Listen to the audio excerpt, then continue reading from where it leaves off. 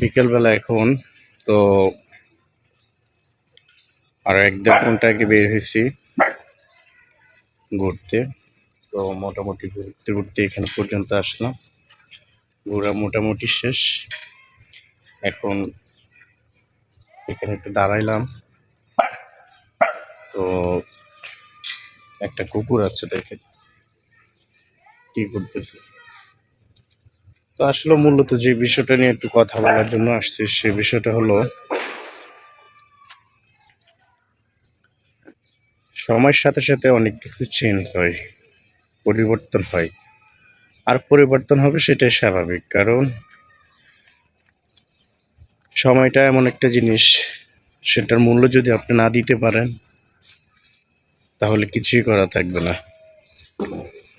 সময় আপনার জন্য বসে থাকবে না, সময়টার মূল্যায়ন করতে হবে। আর আপনার মূল্যবান যে সময়টা আছে সেটা নিজের পিছনে ব্যয় করেন, তাহলে আপনার কাজে আসবে। কারণ এমন মানুষের পিছনে ব্যয় করবেন না যেটা আপনার জন্য একটা সময় আপনার বিপদ হবে বা আপনার জন্য এটা অসুবিধা হবে, এটা করা যাবে না।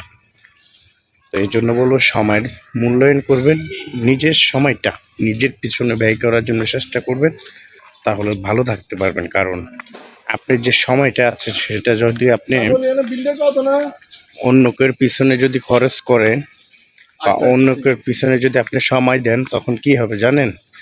ওই সময়টার জন্য আপনি আফসোস করবেন।